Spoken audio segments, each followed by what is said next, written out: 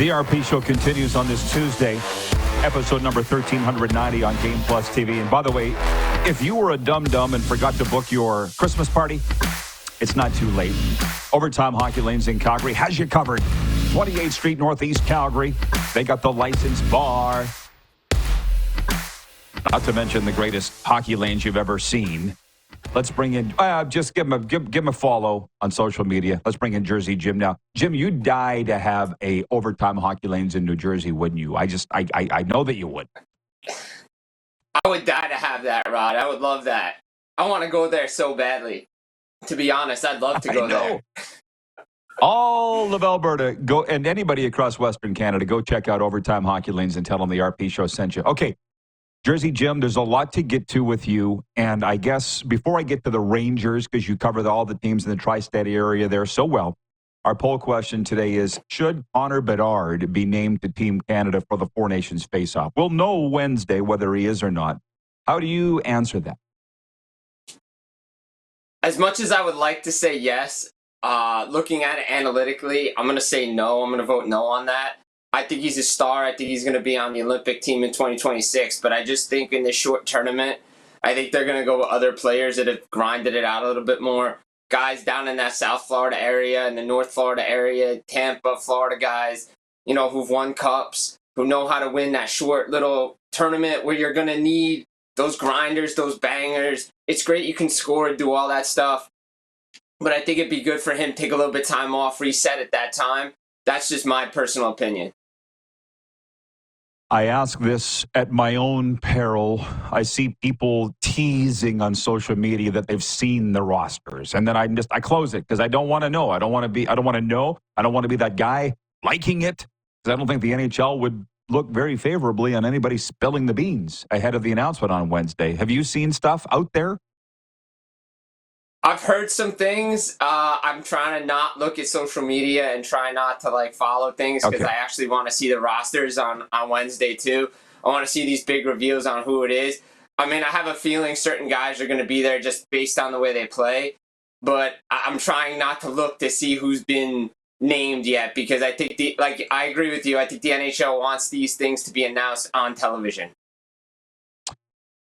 I would prefer to stay on the good side of the NHL. I've been on the bad side of leagues. It's not somewhere you want to be. Allie in Texarkana writes in. She says, hey, Jim. Jim's always a favorite RP guest of mine. Randy from Winnipeg writes in and says, the Devils are playing good. Oh, boy, are they ever. So they routed the Rangers 5-1 last night in the latest Hudson River rivalry. I guess I'll ask you now about the Rangers. What the heck is going on? There's too many distractions in that room, right? It started in the summer, started the draft. Chris Drury tried to trade Jacob Trouba. He didn't do it. Trouba used his no-trade clause. He's allowed to do that. That's what players have. They have them. They've earned them. He didn't want to go to Detroit or wherever they wanted to send him. And you're seeing that there's not the cohesiveness this Rangers team had last year. It's too many distractions. They probably should have stripped them of the seat. Probably should have let somebody else come to the forefront and be the captain of this team. You're kind of seeing the captain doesn't want to be there. They're lifeless. They're not playing well, and they just don't want to be there. And look, you don't want to say it's on the coach because you always say, oh, Peter Laviolette, second year. That's a thing. We just don't know why. It is a thing with the Rangers. You're seeing it's playing to Zibanejad, Panarin, all these guys. The distraction with the goalie, with the contract. Does he want 11.5? Does he want 12? How long is he going to sign? There's just too many distractions, and they got to get themselves right in that room, and it starts in that room. You talk about, finding somebody else that needs to be the voice. It's not good enough. We need to play better. Guys, it doesn't matter who it is. Somebody's got to say, this doesn't cut it anymore.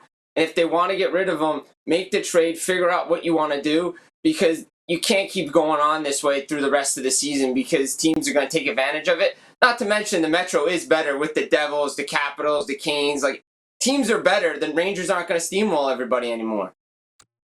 Laverne in Swift Current writes in and says, hey, Rod, the Devils look like a contender, but explain to me why the Rangers are pooping the bed. I'd be curious to hear Jersey Jim's thoughts. So there you just did. But let's just go a little deeper. You think because it's the Rangers, it's the Rangers, and they don't have any problem. But let's just trace it back a little bit to when Gerard Gallant was fired. Was the story not that he and Chris Drury got in a fight, like not an argument, during a playoff game over a roster? Right? Like, that is correct. Yeah, so it probably goes a lot higher than what's going on the ice, and that's the sad thing. For anybody, I would say follow Ron Duguay, because Dukes is pulling no punches on social media with his assessment of what's going on with the Rangers, because he sees it. Nobody's got a harness on him to stop him from saying it. And I guess the question is, Jim, is there any sign that this is going to end? You wouldn't think, right? They have 4 days off, right, before their next game on Friday. They're practicing today. You know, we saw what happened with Jim Montgomery in Boston after the one game when they lost. They fired the coach, and then they started to get their act together. They still got some issues in that room. You wonder if Peter Laviolette's on, the real hot seat. I wouldn't be shocked if he is, to be honest. I think a coaching change could happen. But again, you mentioned it, Gerard Gallant, go back. Even when they lost the Devils in the playoff series, 7 games, where's the effort? Where's the heart? Where's the compete? Yeah, you compete for 3 games, but then you got blown out in the other 4 games. I mean, game 3 was tight, double overtime. But after that, the Devils really took advantage of the Rangers. And again, the style of play, the Devils beat them on the rush. They can't break out, slow starts. Like, these are things you have to practice. But if nobody's buying into what the coach is saying, that's a problem. And it does go up higher. I do believe, and I said it at the time, and I'll put my flag down and put my foot in the ground. I don't think they should have fired John Davidson and Jeff Gordon. I thought they had a great plan, a rebuild plan going. They overachieved because of the bubble playoff. Because I'm going to tell you, I personally believe if anybody else was in those bottom slots, we're having 16 teams, not 24. The Rangers, Blackhawks, and Canadians were there. Let's go 24 teams. They overachieved. They missed the playoffs. Oh, yeah, we got to break it up. But they had a nice plan going. Now we're rushing things along. Guys are getting in different buddies' ears. Again, James Dolan sticking his nose probably where it doesn't belong. Let the hockey guys do their things. You saw with the Knicks, too, with James Dolan. Common denominator here. I know. I don't understand how these guys are allowed to stick their nose where it doesn't belong, but whatever. Dude, I could talk to you forever. I got to sneak this in and just ask you, the Devils, number 1 in the Metro, is it all because they got a new goalie and a new coach?